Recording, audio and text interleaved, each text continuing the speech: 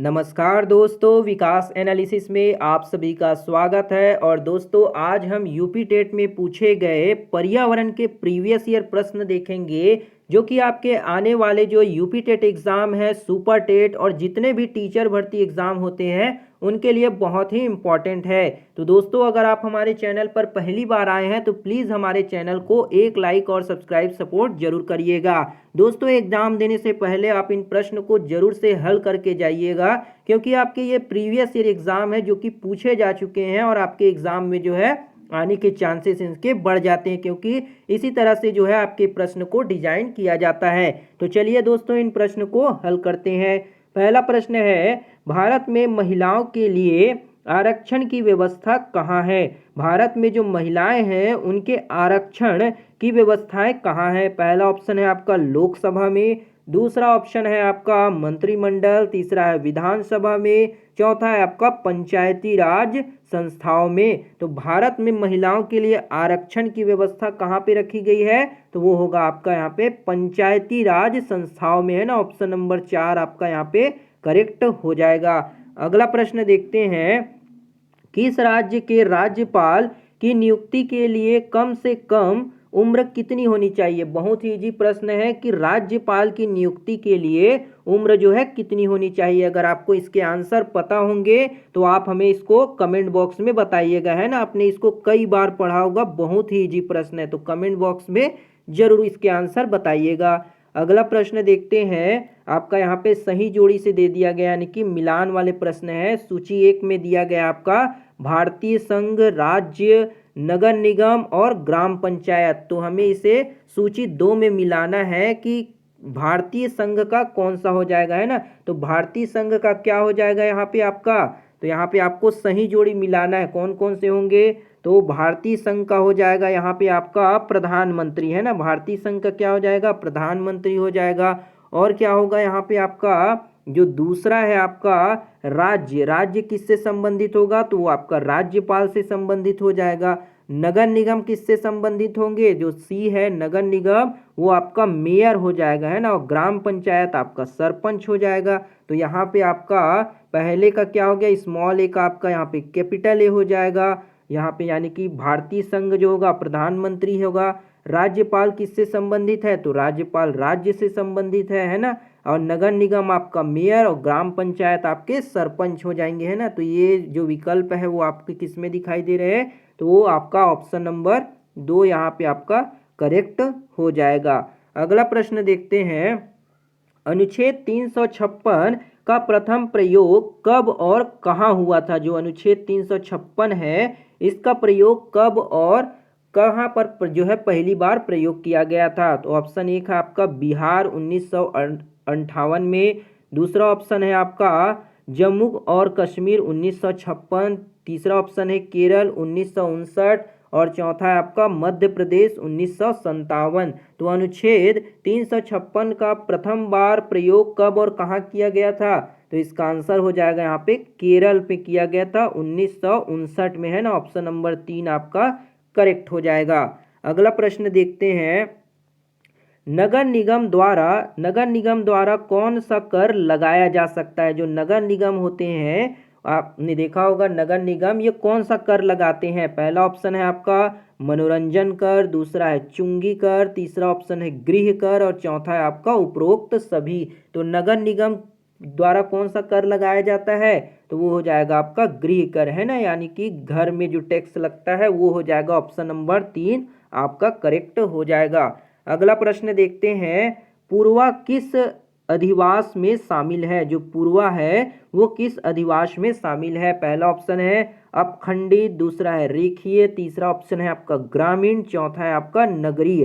तो पूर्वा किस अधिवास में शामिल हो जाएगा? इसका सही आंसर हो जाएगा आपका यहाँ पे ग्रामीण, है ना। ग्रामीण आपका यहाँ पे करेक्ट हो जाएगा। अगला प्रश्न देखते हैं, कौन सा ज्वालामुखी पर्वत है, कौन सा जो है ज्वालामुखी पर्वत है वो बताना है। पहला ऑप्शन है अरावली, दूसरा है आपका अपलेशियन, तीसरा ऑप्शन है यूराल और चौथा है आपका किलिमंजारो। तो कौन सा जो है ज्वालामुखी पर्वत है, तो वो हो जाएगा आपका किलिमंजारो, है ना। किलिमंजारो आपका यहाँ पे ऑप्शन नंबर 4 करेक्ट हो जाएगा, जो कि आपका शायद तंजानिया में है ना, तंजानिया में है किलिमंजारो, तो आपका चौथा करेक्ट हो जाएगा। अगला प्रश्न देखते हैं, एलिफेंटा द्वीप अवस्थित है, जो एलिफेंटा द्वीप है वो कहाँ पे स्थित है। पहला ऑप्शन है कच्छ तट, दूसरा है मुंबई तट, तीसरा ऑप्शन है गोवा तट और चौथा है आपका गंगा डेल्टा। तो एलिफेंटा द्वीप कहाँ पर स्थित है, तो वो हो जाएगा आपका मुंबई के तट में, है ना। मुंबई तट आपका यहाँ पे करेक्ट हो जाएगा। अगला प्रश्न देखते हैं, मानसूनी वन पाए जाते हैं जहां वर्षा होती है। जो मानसूनी वन है वो कहाँ पाए जाते हैं, मानसूनी वन पाए जाते हैं जहां पर वर्षा कितनी होती है। पहला ऑप्शन है 70 से 200 सेंटीमीटर, दूसरा है 50 से 150 सेंटीमीटर, तीसरा है आपका 150 से 200 सेंटीमीटर और चौथा है 70 से 100 सेंटीमीटर। तो मानसूनी वर्ष पाए जाते हैं वहां पे वर्षा कितनी होती है, तो इसका सही आंसर क्या होगा, 70 से 200 सेंटीमीटर, है ना। ऑप्शन नंबर 1 आपका करेक्ट हो जाएगा।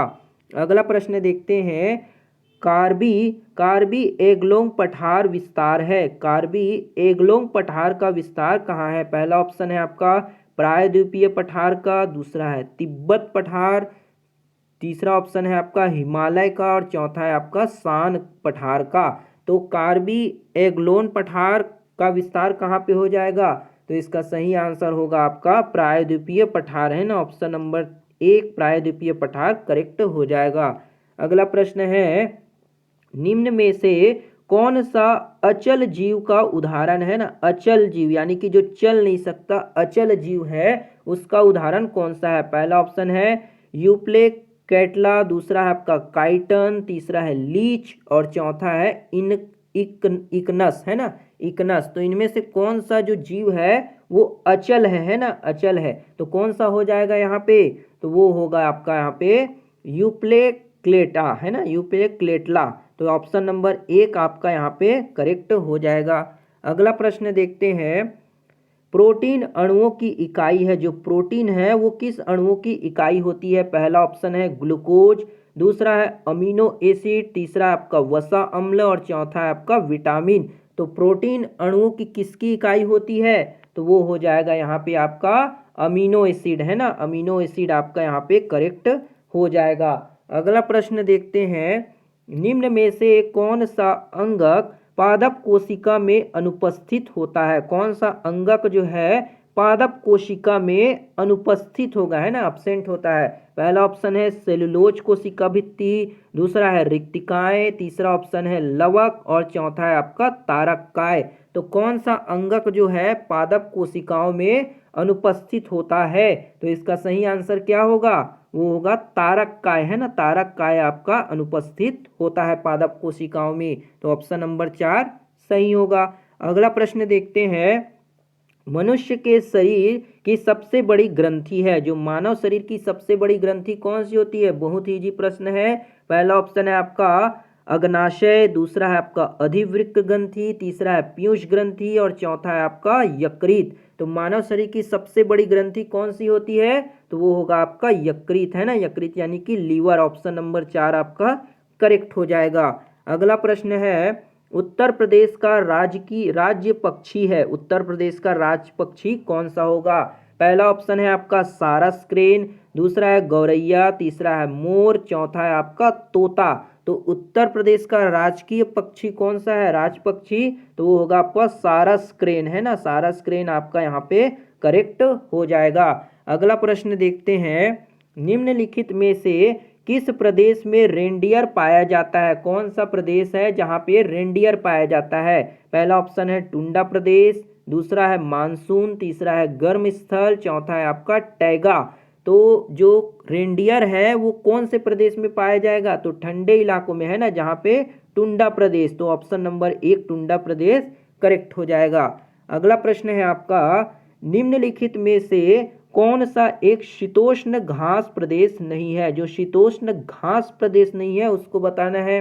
पहला है आपका पंपास, दूसरा है डाउन्स, तीसरा है आपका कंपास और चौथा है आपका पियरीस, है ना। तो इनमें से कौन सा जो होगा शीतोष्ण घास प्रदेश नहीं होगा? तो कौन सा नहीं होगा? तो वो होगा यहाँ पे आपका कंपास, है ना। ऑप्शन नंबर 3 आपका कंपास करेक्ट हो जाएगा। अगला प्रश्न है, जनसंख्या के आकार के अनुसार बृहत्तम महाद्वीप है। जनसंख्या के अनुसार जो है सबसे लार्जेस्ट महाद्वीप कौन सा हो जाएगा? पहला है यूरोप, दूसरा है एशिया, तीसरा है आपका उत्तरी अमेरिका, चौथा है आपका अफ्रीका। तो पॉपुलेशन साइज के हिसाब से कौन सा जो होगा आपका लार्जेस्ट क्या हो जाएगा कॉन्टिनेंट हो जाएगा? तो वो होगा यहाँ पे आपका एशिया। क्या हो जाएगा आपका? एशिया जो होगा आपका यहाँ पे करेक्ट हो जाएगा। अगला प्रश्न देखते हैं, भारत में थारू जनजाति कहाँ निवास करती है? जो भारत में थारू जनजाति है ना, एक थारू जनजाति है, वो कहाँ पे पाई जाती है? पहला ऑप्शन है थार मरुस्थल में, दूसरा है उत्तराखंड में, तीसरा है उत्तर प्रदेश के तराई क्षेत्र में और चौथा है झारखंड में। तो भारत में थारू जनजाति कहाँ पाई जाती है? तो वो पाई जाती है आपके उत्तर प्रदेश के तराई क्षेत्र में, है ना। उत्तर प्रदेश के तराई क्षेत्र में थारू जनजाति पाई जाती है। तो ऑप्शन 3 करेक्ट हो जाएगा। अगला प्रश्न है, भिलाई इस्पात संयंत्र स्थित है। भिलाई में जो एक प्लांट है वो संयंत्र कहाँ स्थित है? पहला ऑप्शन है मध्य प्रदेश, दूसरा है आपका छत्तीसगढ़, तीसरा है झारखंड, चौथा है उड़ीसा। तो भिलाई इस्पात संयंत्र कहाँ पे स्थित है? तो वो हो जाएगा आपका छत्तीसगढ़ में, है ना। छत्तीसगढ़ में स्थित है। तो ऑप्शन 2 करेक्ट हो जाएगा। अगला प्रश्न देखते हैं, संसार का सर्वाधिक समस्याकारी जलीय खरपतवार जिसे बंगाल का आतंक भी कहते हैं, बंगाल का क्या कहते हैं? उसे हम आतंक कहते हैं। वह क्या है? पहला ऑप्शन है लैटाना कैमारा, दूसरा है आपका एखोर्निया का कार्सिपस यानी कि जलकुंभी, तीसरा है आपका पार्थिनियम हिस्टोफेरस यानी कि कांग्रेस घास और चौथा है आपका सिनोडोन यानी कि डेक्टाइलोन दूब घास। तो इनमें से कौन सा जो है उसे बंगाल का हम आतंक भी कहते हैं ना, बंगाल के आतंक के नाम से जानते हैं। तो इसका सही आंसर क्या हो जाएगा? वो होगा आपका एखोर्निया, है ना। एखोर्निया हो जाएगा। एखोर्निया क्रॉसपाइसिस, है ना, जो होगा क्रासीपस जलकुंभी जो होता है उसी को हम बंगाल का आतंक कहते हैं। ऑप्शन नंबर 2 आपका करेक्ट हो जाएगा। अगला प्रश्न देखते हैं, वायरस के अजैविक होने के लक्षण है। वायरस जो है उसके अजैविक होने के क्या लक्षण है? पहला ऑप्शन है इसमें वंशानुगत सामग्री नहीं पाई जाती है, दूसरा है यह प्रजनन नहीं कर सकता, तीसरा ऑप्शन है इसमें प्रोटीन नहीं पाया जाता है और चौथा इसको क्रिस्टल के रूप में परिवर्तित किया जा सकता है। तो वायरस के अजैविक होने का लक्षण क्या हो जाएगा? इसकी जो वायरस की जो लक्षण है वो क्या होगा अजैविक होने का? तो इसका सही आंसर क्या होगा? इसको क्रिस्टल के रूप में परिवर्तित किया जा सकता है। इसी कारण क्या है ये अजैविक होने का इसका लक्षण है। तो ऑप्शन 4 करेक्ट हो जाएगा। अगला प्रश्न देखते हैं, पादप हार्मोन जो फलों को पकाने में सहायता करता है। बहुत ही इजी प्रश्न है। पादप हार्मोन जो है जो फल को पकाने में सहायता करता है, कौन सा हार्मोन हो जाएगा? पहला है आपका ऑक्सिन, दूसरा है साइटोकाइनिन, तीसरा है जिब्रेलिन, चौथा है आपका इथाइलिन, है ना। तो इनमें से कौन सा जो हार्मोन है वो फलों को पकाने के लिए सहायता करता है? तो इथाइलिन। ऑप्शन नंबर 4 आपका इथाइलिन करेक्ट हो जाएगा। अगला प्रश्न देखते हैं, स्वतंत्र रूप से भूमि में रहने वाला अवायवीय जीवाणु जिसमें नाइट्रोजन N2 स्थिरीकरण की क्षमता होती है वह है? पहला है आपका एजोबैक्टर, दूसरा है आपका क्लास्ट्रीडियम, तीसरा ऑप्शन है राइजोबियम और चौथा है आपका विब्रियो। तो कौन सा जीवाणु जो है अवायवीय नाइट्रोजन का स्थिरीकरण करने की क्षमता होती है? तो इसका सही आंसर हो जाएगा आपका क्या होगा? क्लास्ट्रीडियम, है ना। ऑप्शन नंबर 2 जो होगा यहाँ पे आपका क्लास्ट्रीडियम करेक्ट हो जाएगा। अगला प्रश्न देखते हैं। अगला प्रश्न है यहाँ पे आपका, किस प्रकार का डीएनए कोशिका में सामान्य रूप से पाया जाता है? कौन सा डीएनए जो है आपके कोशिका में सामान्य रूप से पाया जाता है? पहला ऑप्शन है ए डीएनए, दूसरा है आपका बी डीएनए, तीसरा है सी डीएनए और चौथा है आपका जेड डीएनए। तो किस प्रकार का डीएनए जो है कोशिका में सामान्य रूप से पाया जाता है? तो वो होगा यहाँ पे आपका बी प्रकार का डीएनए, है ना। Option number 2 B DNA correct हो जाएगा। अगला प्रश्न है आपका, सन 1853 में भारत में पहली यात्रा ट्रेन चली थी। 1853 में पहली जो है भारत में यात्रा ट्रेन चली थी, कहाँ से कहाँ तक? पहला ऑप्शन है बम्बई से पुणे के बीच, दूसरा है आपका कलकत्ता से अलीपुर के बीच, तीसरा ऑप्शन है बम्बई से ठाणे के बीच और चौथा है आपका कलकत्ता से दमदम के बीच। तो सन 1853 में भारत में पहली यात्रा ट्रेन जो है कहाँ से कहाँ चली? तो वो बम्बई से ठाणे के बीच चली थी, है ना। बम्बई से ठाणे के बीच ऑप्शन नंबर 3 आपका करेक्ट हो जाएगा।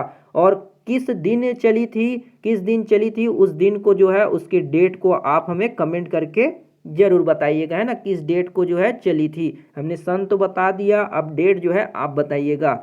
अगला प्रश्न देखते हैं, एशिया का सबसे बड़ा पशु मेला कहाँ आयोजित किया जाता है? एशिया में सबसे बड़ा पशुओं का मेला होता है वो कहाँ लगता है? पहला ऑप्शन है हरिद्वार में, दूसरा है पुष्कर में, तीसरा है आपका सोनपुर, चौथा है आपका नासिक में। तो एशिया का सबसे बड़ा पशुओं का मेला कहाँ लगाया जाता है? तो वो होगा आपका सोनपुर में, है ना। ऑप्शन नंबर 3 सोनपुर बिहार में लगाया जाता है, तो ऑप्शन 3 करेक्ट हो जाएगा। अगला प्रश्न है, राष्ट्रीय एकता परिषद की स्थापना हुई, राष्ट्रीय एकता परिषद की स्थापना कब की गई थी? पहला ऑप्शन है यहाँ पे आपका 1951, दूसरा है 1971, तीसरा है 1961, चौथा है आपका 1981। तो राष्ट्रीय एकता परिषद की स्थापना कब की गई थी? तो वो किया गया था आपका 1961 में, है ना। 1961 आपका यहाँ पे करेक्ट हो जाएगा। अगला प्रश्न है आपका, समता के अधिकार का उल्लेख संविधान के किस अनुच्छेद से मिलता है? जो समता का अधिकार है यानी कि समान भाव का अधिकार है वो संविधान के किस अनुच्छेद से हमको मिलता है? पहला ऑप्शन है अनुच्छेद 19 व 22 और दूसरा ऑप्शन है आपका अनुच्छेद 23 से 24, तीसरा ऑप्शन है अनुच्छेद 14 से 18 और चौथा है अनुच्छेद 25 से 28। तो समता का अधिकार हमें किस आर्टिकल में देखने को मिलता है? इसका सही आंसर क्या हो जाएगा? तो वो होगा अनुच्छेद 14 से 18, है ना। ऑप्शन नंबर 3 आपका 14 से 18 में हमें समता का अधिकार जो है संविधान के अनुच्छेद में देखने को मिलता है। अगला प्रश्न देखते हैं, किस देश में लचीला संविधान लागू है? कौन सा देश है जिसमें लचीला संविधान जो है लागू है ना? पहला ऑप्शन है भारत, दूसरा ऑप्शन है आपका अमेरिका, तीसरा है आपका चीन और चौथा है आपका यूनाइटेड किंगडम। तो कौन सा देश है जिसमें लचीला संविधान है? तो वो हो जाएगा आपका यूनाइटेड किंगडम, है ना। यूके जो होगा यूनाइटेड किंगडम, जिसे हम ब्रिटेन भी कहते हैं। तो ऑप्शन नंबर 4 आपका यूनाइटेड किंगडम करेक्ट हो जाएगा। तो ये थी दोस्तों आपके यूपी टेट में पूछे गए पर्यावरण के महत्वपूर्ण प्रश्न, जो कि आपके प्रीवियस ईयर है दोस्तों, और आपके आने वाले जितने भी एग्ज़ाम है, टीचर भर्ती एग्ज़ाम जिसमें ईवीएस पूछा जाता है, उसके लिए बहुत ही इम्पॉर्टेंट है। उम्मीद करते हैं दोस्तों आपको ये वीडियो पसंद आया होगा। अगर वीडियो बढ़िया लगा हो तो एक लाइक ज़रूर करिएगा, शेयर, सपोर्ट और सब्सक्राइब भी ज़रूर करिएगा। मिलते हैं दोस्तों अगली वीडियो में, तब तक के लिए जय हिंद, वंदे मातरम।